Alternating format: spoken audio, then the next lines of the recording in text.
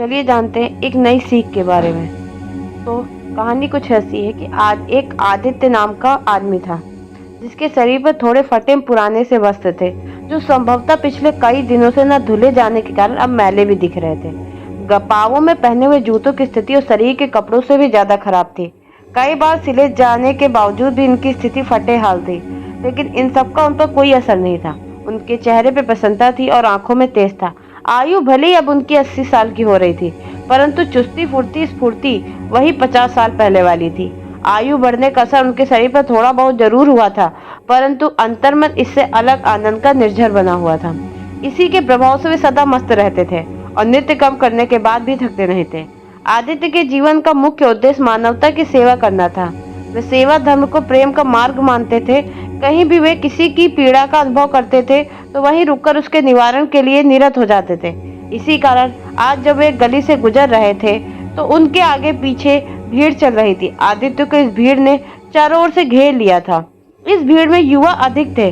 पता नहीं इन युवाओं को वृद्ध हो चुके आदित्य में क्या नजर आता था कि वे उनके व्यक्तित्व में एक अनोखा चुंबकीय आकर्षण अनुभव करते थे, और इस आकर्षण के कारण वे जहां भी जाते थे वहीं अधिकतर युवा उनके आसपास न केवल जुड़ जाते थे, बल्कि उनके साथ सेवा कर्म में निमग्न भी हो जाते थे।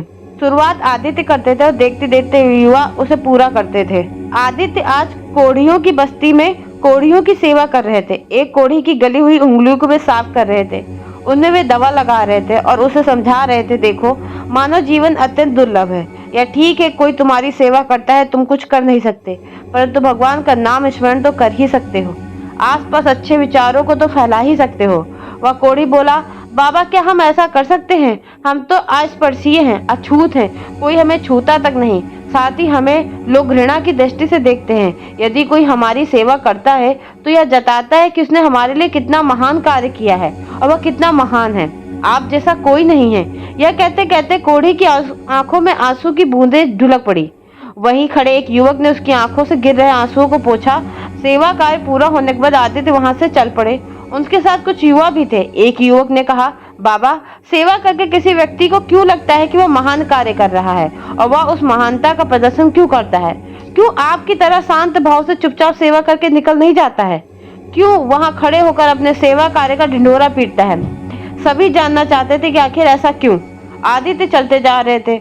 उन्होंने आज दिन भर नींबू पानी के अतिरिक्त कुछ नहीं लिया था, फिर भी उनमें न जाने कहां से इतनी ऊर्जा भरी हुई थी। उनकी चाल के संग चलने में युवाओं को तेज कदमों के साथ चलना पड़ रहा था। आदित्य चलते चलते ही बोले, दरअसल हम सेवा कार्य में तप त्याग और अभिमान को नहीं छोड़ना चाहते। इस अभिमान के कारण ही हमें लगता है कि हम किसी की सेवा करके उस पर एहसान कर रहे हैं, और इसीलिए जितनी सेवा करते हैं उससे कहीं ज्यादा अहंकार करते हैं। वह अहंकार हमें प्रदर्शन करने के लिए विवश करता है और कितना बड़ा कार्य कर रहे हैं और हम दूसरों से कितने श्रेष्ठ हैं, जबकि सेवा साधना तो अपने समाज को एक का अंग मानकर उसके लिए अपने उत्तरदायित्व को पूरा करना भर है। यह कोई अतिरिक्त अनुदान नहीं है जो हम समाज को देते हैं, परंतु हमारी भावना तो यह रहती है कि मानो हम किसी पर ऋण कर रहे हैं। हम सेवा के लिए समय, साधनों आदि का विनियोग करते हैं, उन्हें इस दिशा में लगाने की क्षमता का विकास भी करते हैं, किंतु अपनी निश्चल भावना को उपयुक्त विकास करना भूल जाते हैं। आदित्य बात करते करते आगे को चल रहे थे। दरअसल वे एक अन्य जगह जाकर कुछ पीड़ितों की सेवा करना चाहते थे। विगत दिनों वे वहां न जा सके थे, इसलिए आज वहां यथाशीघ्र पहुंचना चाहते थे, इसलिए उनकी चाल में तीव्रता थी। इसी बीच एक युवक ने पूछा, बाबा लोग उनकी सेवा करते हैं जिनके पास सब कुछ है, खाना उन्हें खिलाते हैं जो भरपेट खाना खा चुके होते हैं, परंतु निर्धनों एवं निर्बलों की सेवा करने में लोग आगे क्यों नहीं आते, और आते भी हैं तो अपनी सेवा एवं उदारता का बखान करने चले जाते हैं, ऐसा क्यों? आदित्य उस युवक की बात सुनकर थोड़ी देर मौन रहे, फिर बोले, यह देखने वाली बात है कि हमारे हृदय में जो भाव है जिसके कारण सेवा कार्य संभव हो पाता है वो कितना पवित्र है, कितना सात्विक है।